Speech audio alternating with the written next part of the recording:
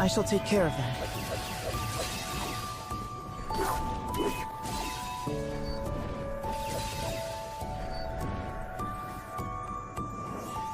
Move.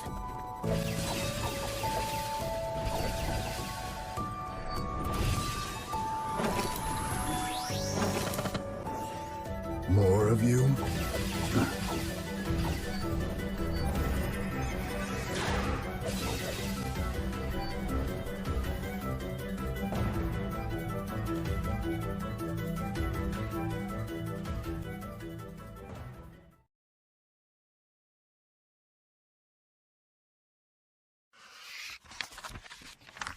There is no light in this dark, cramped discipline chamber. No sound. Only a lone boy sitting in melancholy silence. Time and again, he has disobeyed the military's rules and substituted his own judgment for theirs. It seems he will never change. Just then, a cry rings out. "Chow's here," calls a cheerful voice. It is his comrade from the squadron, bearing both a steaming dish of food and an innocent smile.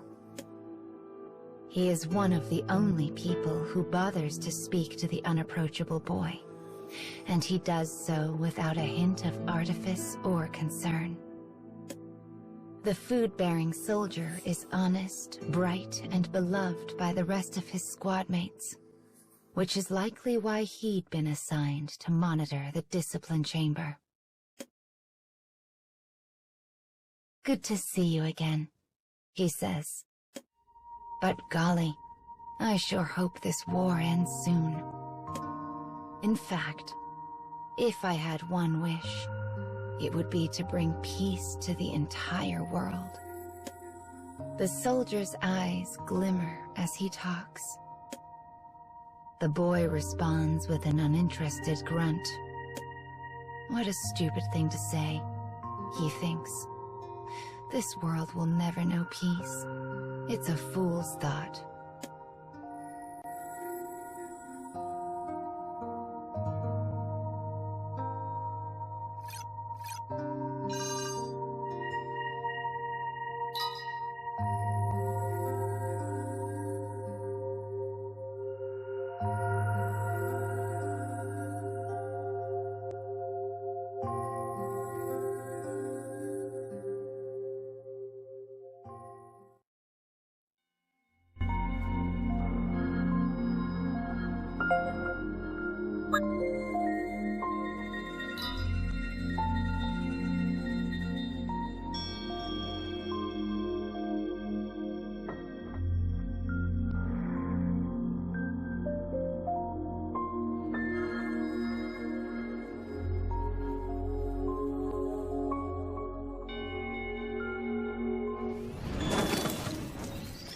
Let's get started.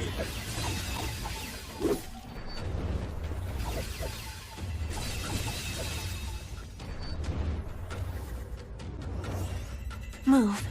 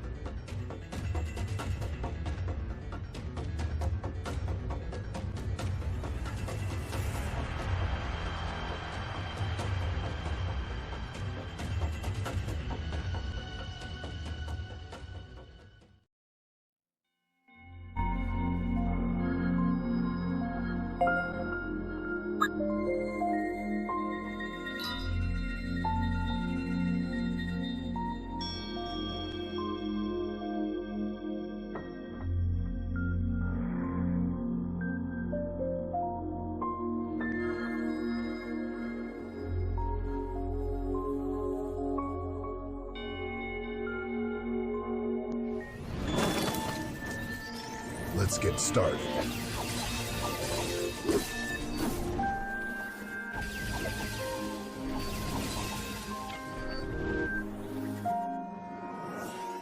Move.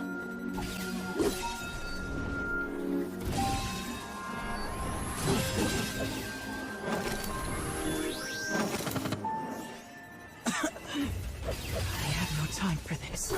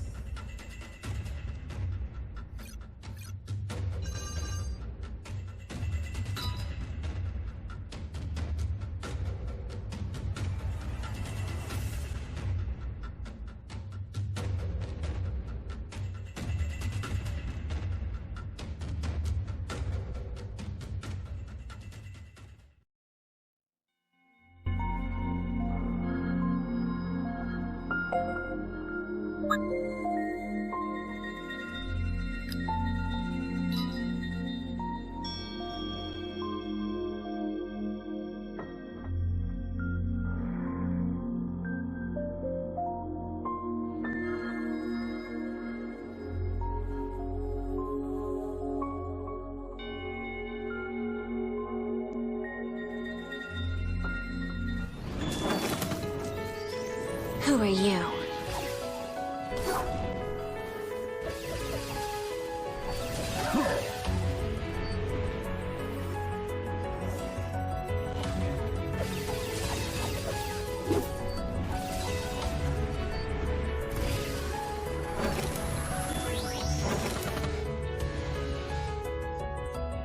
More of you?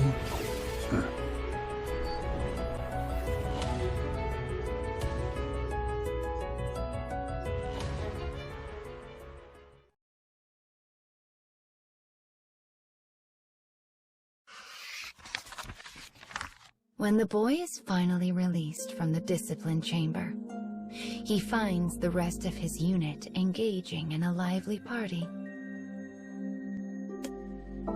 And the cheerful soldier who brought him food is at the center of it all. All hail our hero, the other men cry. We would expect nothing less from one of his lineage. The squad raises their glasses high and cheers the soldier. He was indeed a hero, for while the boy had run off to enemy territory in search of revenge, he risked his life to save those of his comrades. The soldier looks up and sees the boy staring at him. His smile widens as he begins to wave. The boy's hand waves back of its own accord before the mind behind it snaps back to reality and forces it down. No doubt this moment of weakness is because he is surrounded by such good cheer. His face turns a bright red at the folly of his actions. As he stares, the soldier makes his way through the various circles of conversation and approaches the boy. "Got plenty of food over there," he says. But this kind offer only raises the boy's ire. He is angry to see his comrade praised for saving lives. No, more than angry. He is enraged. Fighting and dying for someone else is stupid, he hisses. The soldier falls silent. Finally, he manages to give the boy a small, troubled smile.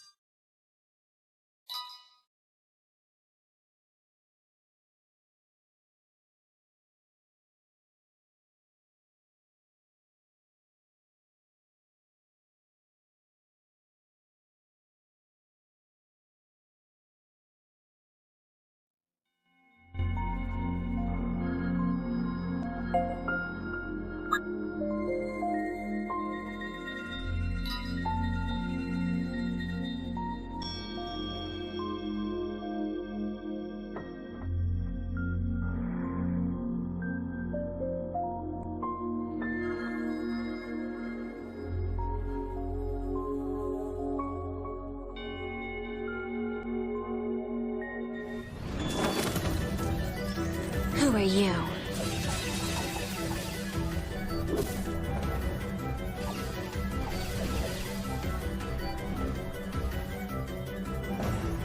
More of you? This is for all of our sakes.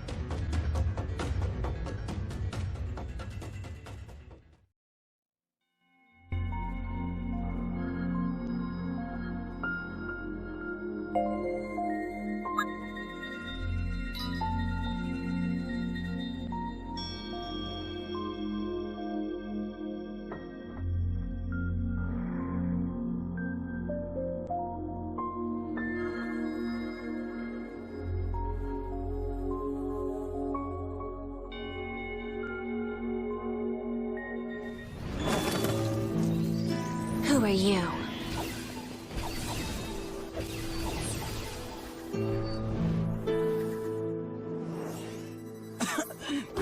I have no time for this.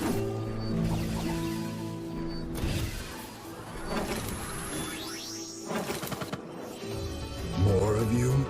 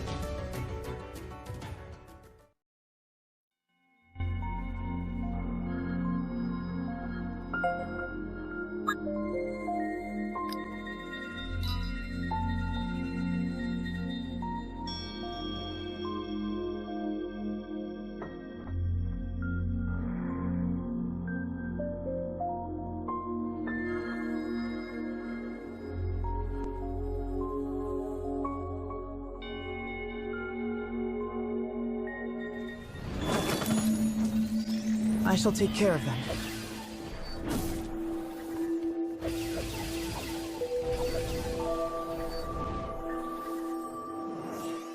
More of you?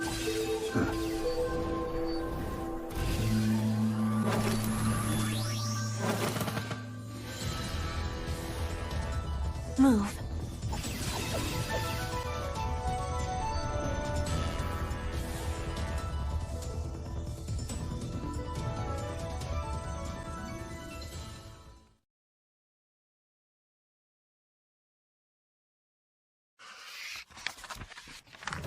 The boy is surrounded by enemies in the middle of a torrential downpour. Again, he has abandoned his orders and his squad mates and chosen to attack on his own. The sound and fury of the rain play to the strengths of the surrounding enemy, for he can only make out dim shadows in the dark. His foes tense, preparing to strike. But then... I've got you. The friendly soldier appears at his back, weapon in hand. The boy's fighting spirit suddenly blazes in his eyes. For the first time in their existence, the two fight with and for each other. Their enemies falter in the face of this furious attack, and soon abandon the fight altogether and flee into the dark.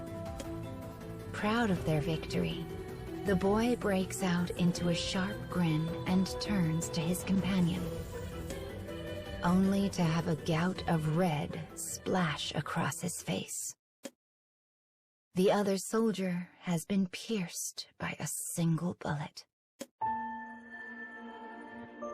Blood flows from the wound, mingling with the rain before painting the earth. Pale and shaking, the soldier slumps to the ground. Why? Why did you help me? The boy asks. The soldier reaches out for the boy, his hand shaking from cold and fear. But he manages a faint smile all the same. As he attempts to speak, the boy presses his ear to his lips so as not to miss a single word.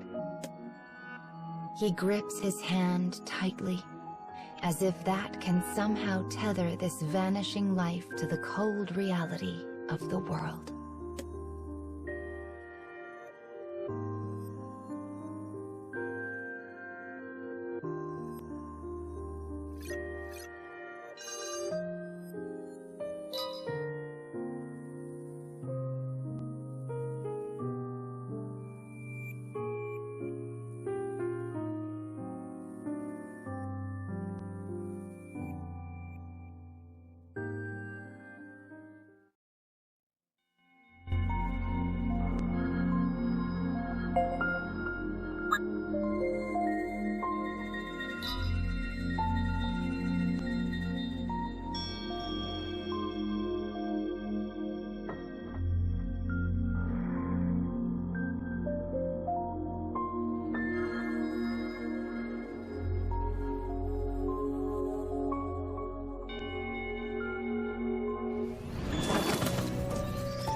Let's get started.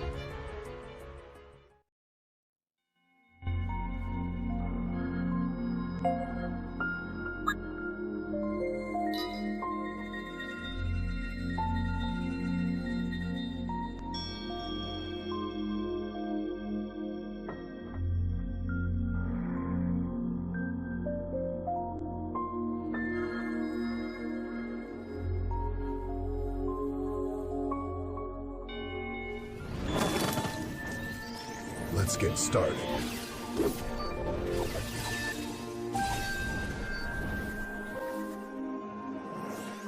I have no time for this.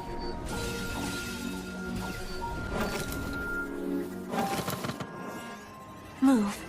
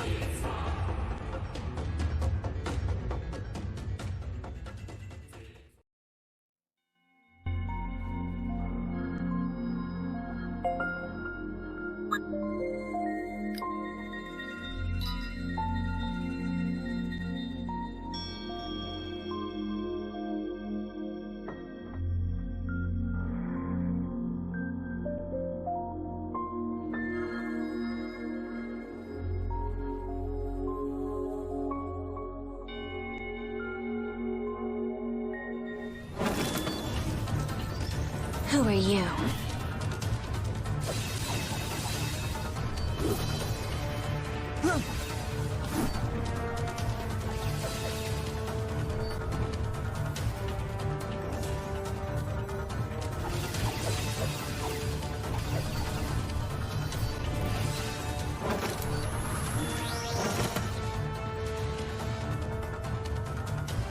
of you?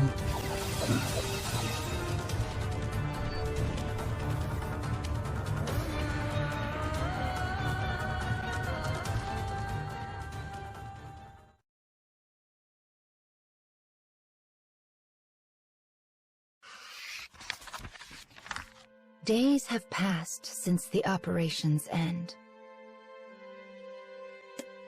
Uncountable people have come to pay their respects to the fallen soldier. Some knelt, many wept, but all spoke of him in the most glowing of terms. I once saw him save a dozen civilians from certain death.